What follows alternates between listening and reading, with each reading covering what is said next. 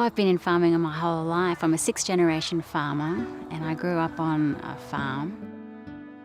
But farming can be really tough, so as I got older, I really wanted to run away from that. I didn't want to be a farmer. So as soon as I was old enough to go to university, I ran down to Sydney seeking a better life. And it took me about 10 years to realise this was the better life.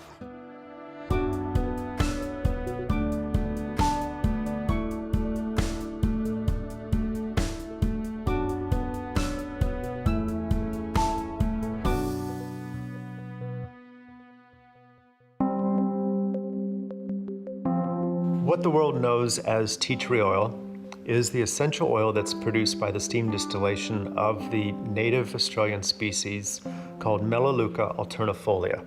When we produce it from a commercial point of view, it's growing like a bush. Tea tree in the wild isn't like that. Tea tree in the wild is actually a full tree. So it's about 7 meters or about almost 40 feet tall as a natural tree. And often it'll get a papery bark. Here in Australia, people often call that a paper bark tree. Australia's got a unique flora, and it's largely of Gondwanan origin. So once upon a time, there was 2 major continents. We had Pangaea.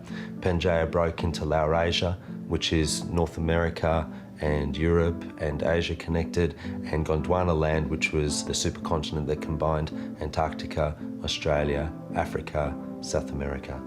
Australia has been largely separated geographically for the majority of its history since being separated from Gondwana land. That's really the defining feature of Australian flora. What that's resulted in is biogeographical separation of the plants that were once contiguously connected, and that's created much more biodiversity because of that bioregionalisation. Australia is really isolated. It would take 2 to 3 months to get here from Europe. It's over 21,000 kilometres away. The first known European landing was by a Dutch navigator in 1606. In 1770, Captain James Cook claimed Australia for England. He was mapping part of Australia he called New South Wales. When the first colony was established at Port Jackson, which is now called Sydney, the original colonists tried to find something that they could use to export. It's unlikely that they took much knowledge from local Indigenous people, because local Indigenous people have codes of respect and secrecy where they don't share that type of knowledge. The knowledge is often held by particular members of the community, and to this day there's quite a lot of undiscovered or unexplored medicines in Australian plants because that information is held in secrecy. They don't tell outsiders this knowledge. So the settlers had to really observe how the Aborigines were using the plants and adopt those for the ailments that they were having. There's a vast medicinal materia medica in the Australian Indigenous people's folklore. While they didn't distill oils, they definitely used and still do use Australian medicinal plants for the type of ailments that people living in those sort of conditions suffer. So lacerations, skin infections, burns, those type of things that people living in the bush wind up with. Interesting historical fact about tea tree oil is how tea tree oil came to have its name. Captain James Cook, when he landed in Australia and was moving up the coast, he stopped off to what was the traditional region of the Bundjalung people, and they had a concoction of tea that they would produce from the leaves of a tree with this white papery bark that we now know as Melaleuca.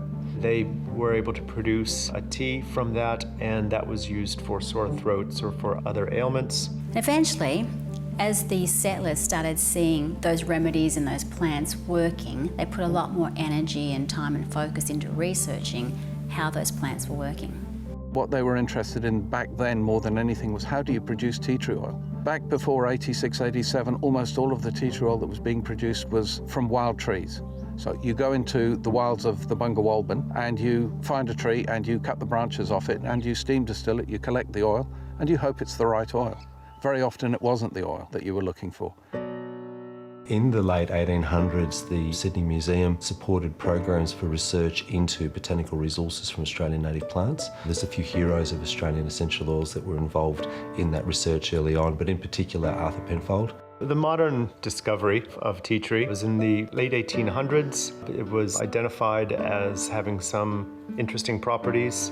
But it wasn't until the early 1920s that Sir Arthur Penfold did his seminal research on various Australian plants, including tea tree, Melaleuca alternifolia.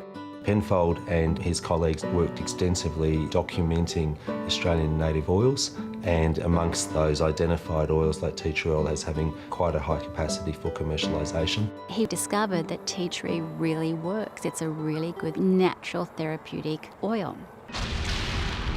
Tea tree and other natural remedies were used up through World War II. In fact, there was reports of tea tree being used in Australian soldiers' kits to help deal with any cuts or infections or that they suffered on the battlefield. After the Second World War, with the advent of antibiotics, natural antimicrobial products like tea tree oil fell out of favour, and that industry declined significantly over the next few decades. And it wasn't until the 80s that started getting picked up again. And it was around that time that the Australian government started getting interested in helping to create more of a global market for tea tree oil and to establish the safety and the efficacy of tea tree oil for markets around the world. The Australian economy has always been based around agriculture. We have got some great farming lands, some great industries, and they think supporting those industries is great for the communities. One of the downsides of the market growing so well and so quickly is that people recognise that there is an opportunity in that market.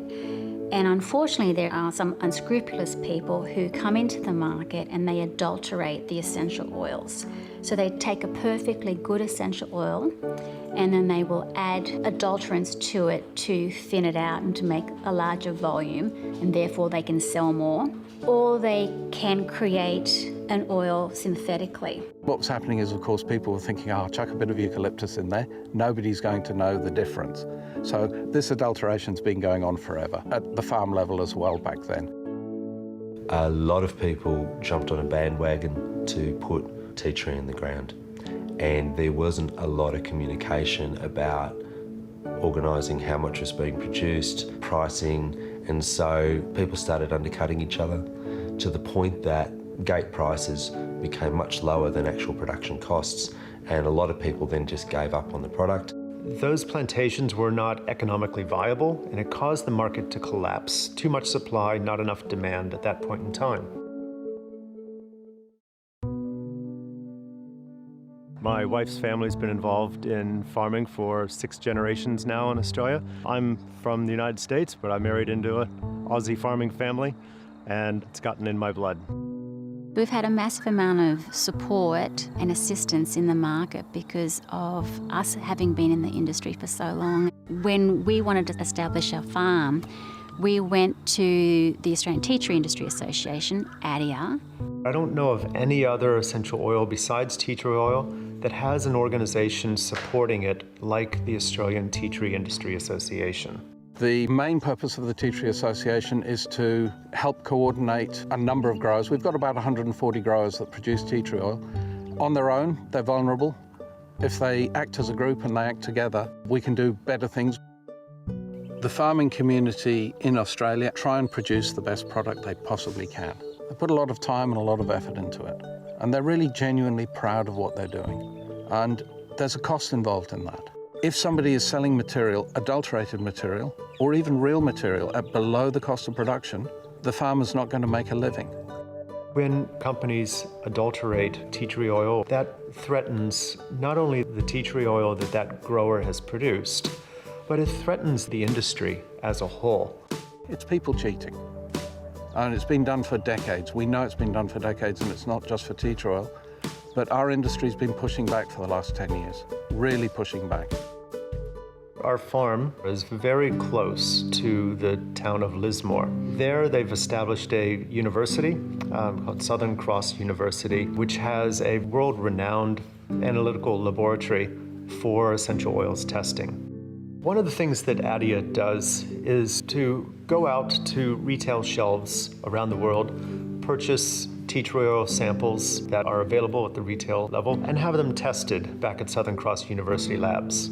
We've been doing that now for well over 1,000 samples worldwide over about 7 years, and the results of that are really quite astounding. We purchase bottles of tea tree oil off the shelf at random, and I think it's 15, 16 countries that I've done this in now. The worst I ever get is 100%. Every single bottle is not tea tree oil. My name's Ashley Dowell. I'm the manager of the Analytical Research Laboratory at Southern Cross Plant Science, Southern Cross University. Ashley works on the technical committee of the International Standards Organization, has helped to evaluate the new standards and also evolving standards of essential oils such as tea tree oil.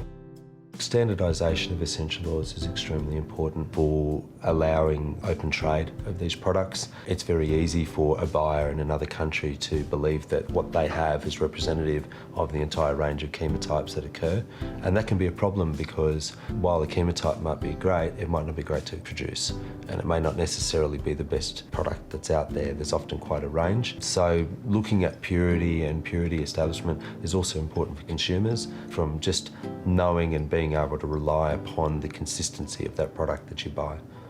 It's a dark art, I must say. We've seen all sorts of combinations being put together. One thing that we do see is that whoever's doing it is getting much better at it, and it's becoming harder and harder to find indicative sort of synthetic molecule residues there that let us know it's been synthesised. It's quite difficult in standardisation to capture that breadth. We can often visually see that an oil is adulterated, but you're looking at over 100 molecules. If we've got something that's really weird, and we have had a couple of really weird ones, we'll take it to the next level and we'll ask for a deep dive into what's actually in there. Australia has a fantastic support system for its agricultural industries. So we've been able to work with AgriFutures Australia to allocate research dollars to identifying new means of proving the purity of tea tree. The important thing that the R&D funds fund is the safety and efficacy of tea tree oil, making sure that it's safe to use. There's a popularisation of essential oils, and at times promoters of essential oils will stretch the evidence that's there to create some nice marketing angle. Tea tree oil is certainly not one of those products. It's used primarily as an antimicrobial. It's a really good topical antiseptic, and it has a very pleasant aroma. That alternative people are more inclined to want to use natural products sort of goes hand in hand then with the naysayers who want to, discount the claims that are around that. But there's clear clinical evidence for the activity of tea tree oil as an antimicrobial substance. Australian tea tree oil really has a strong brand around the world. That brand is based upon the safety and the efficacy that consumers have come to know and appreciate. Any adulteration of tea tree oil or any claims that tea tree doesn't work that are false, we need to address because that affects the brand.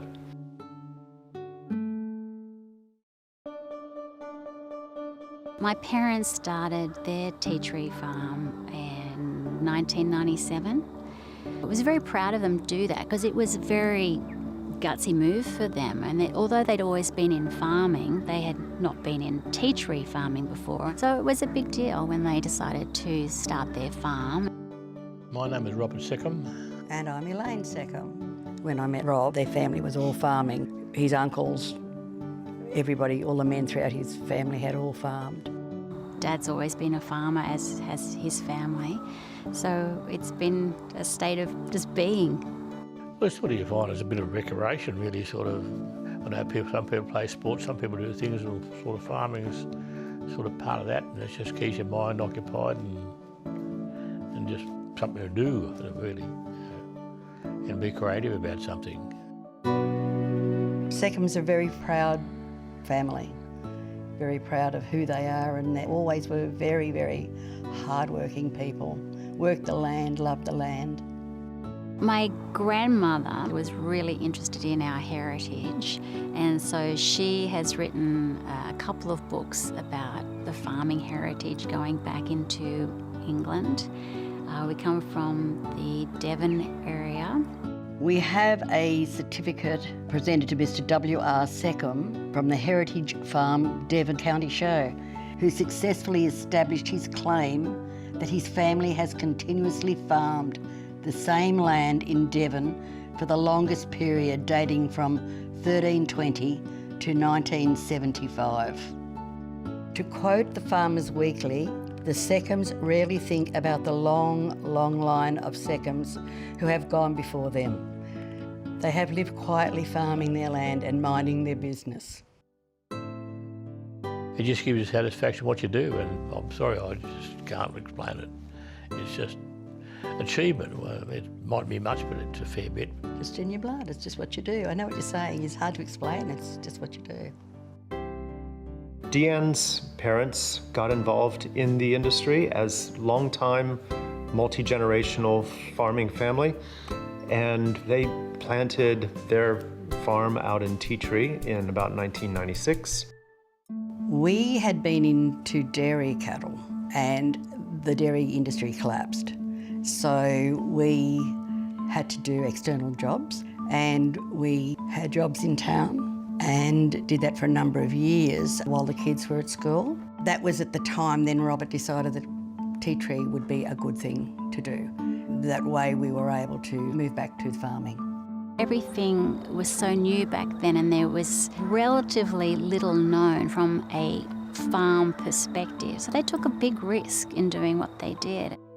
Deanne's parents have been in the industry since the mid-90s, and he's not a large farmer in terms of hectares. In fact, we'd call him a small-medium grower, but he does the right thing. And when the prices crashed, very shortly after he joined, he was having trouble moving his stock, and he was making a loss at it. We have discussed at times whether we would move, but there's no way Robert could not live here, he'll not be here on the farm, he's told me that, you know, and it's what he'll always do. It was a really ugly period where there'd been massive oversupply and prices were rock bottom. It wasn't worth growing tea tree oil. In fact, many of the plantations were ripped out or simply abandoned. When that market crashed because of this oversupply issue. At about the same time, Deanne and I were starting to have children. Her career in consulting and traveling 3 to 5 days a week just wasn't going to be compatible with children. So she decided to step back out of that world and help her parents for a little bit of time to sell the tea tree oil off their farm. There was no way she was going to see us go under, so she put everything into making sure that she was able to sell our oil. I really didn't know where to start.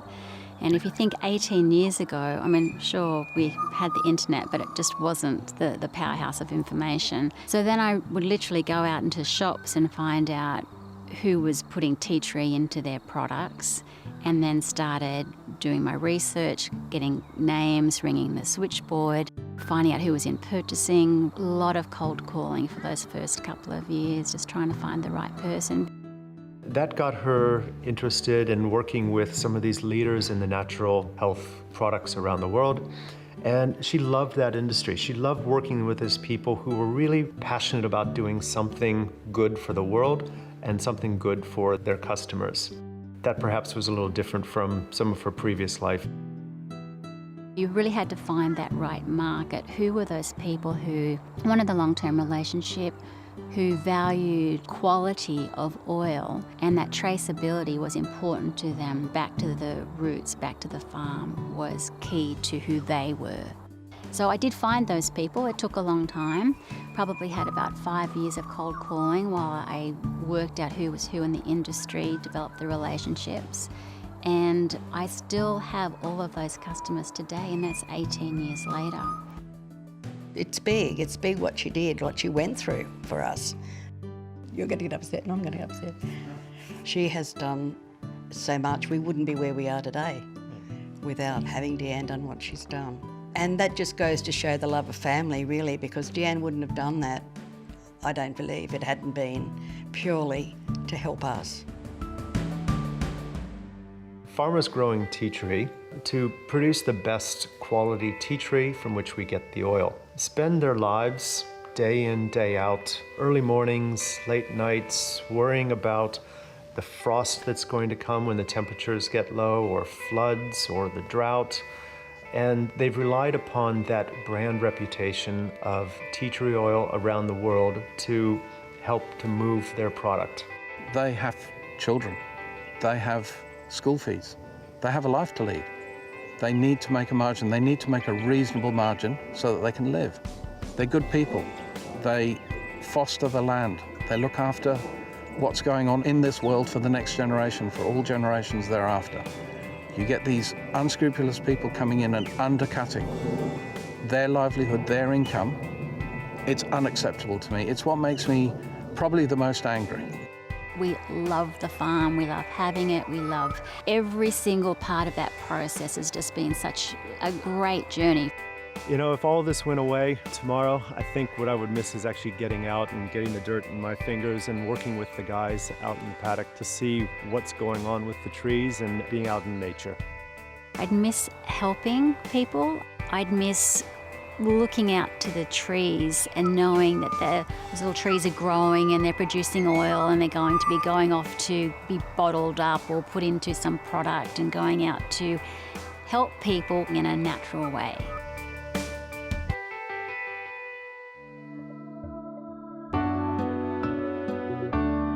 From the coconut industry alone, about 25 to 30% of Filipinos directly and indirectly benefit from it. It's pretty substantial. That's why we want to help do our own small bit in taking care of our farmers, because a lot of people benefit from it.